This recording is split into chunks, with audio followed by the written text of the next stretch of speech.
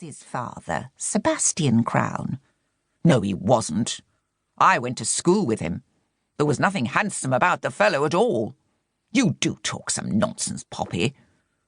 But he was a good chap, Sebastian, very sound.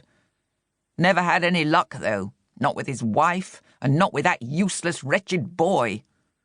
Good thing young Crown left here and took himself well away. Funnily enough, Poppy began, the other day Roger had already turned back to the window, and Poppy let her sentence remain unfinished. Roger would only say it was nonsense. But at the time she really had believed it. And now the fire. It was worrying. Perhaps I should ring Serena, she thought. Aha! Crowed Roger from the window, where with his comb of pink glowing hair he did resemble some demented overlarge cockerel. Do you know what wouldn't surprise me a bit? They might find a body in the ashes when the fire's burned itself out. Oh, no! Poppy, shocked into wakefulness, gave a convulsive twitch and sat upright. Don't say that, Roger! Oh, go to sleep, Poppy, said her husband. The fire had done its utmost, but Key House was not easily destroyed. It was a stone-built construction dating from the early 1700s. Its first residents moved in while Queen Anne still ruled. The Hanoverians were poised to take the throne on her death, and exiled Stuarts plotted to deny them the prize. Key House saw them and future generations come and go, weathering all storms until now. Its walls were nearly 3 feet thick at the base, tapering as they rose to less than a foot in width beneath the eaves. It had been roofed with some of the 26 sizes of traditional Cotswold roofing slate, each with its own name and allotted position on the roof.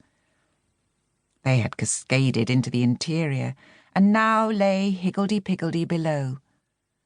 Long and short bachelors, becks and wivets. They would be salvaged eventually because they were of value, and if not used to re-roof this building, be used for another. The rest, oak staircase with turned banisters and ornately carved newel post, floorboards, joists, beams, and age-darkened panelling in the entrance hall, study and dining room, was all gone. The remains of the beams were still recognisable.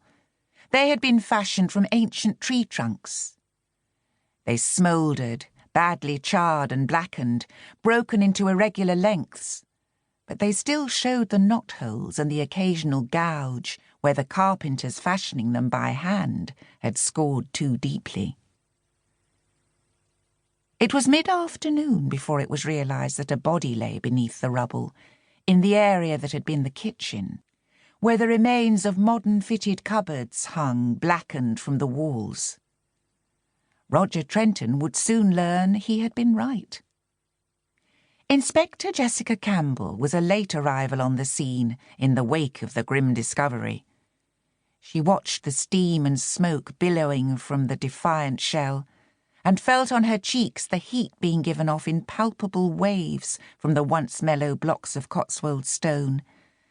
Now soot-blackened and still too hot to touch.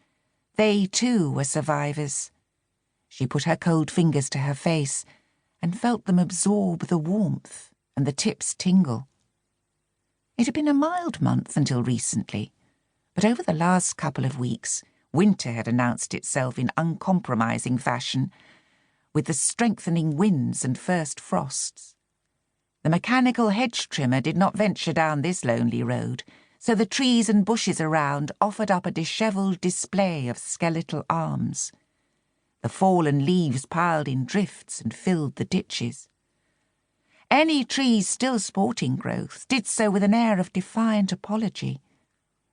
It was as if they knew the few shabby scraps of foliage clinging on were no substitute for the reds and yellows of their autumnal glory days, even less the verdant shades of spring to come. Dry leaves had floated across the neglected lawns of Key.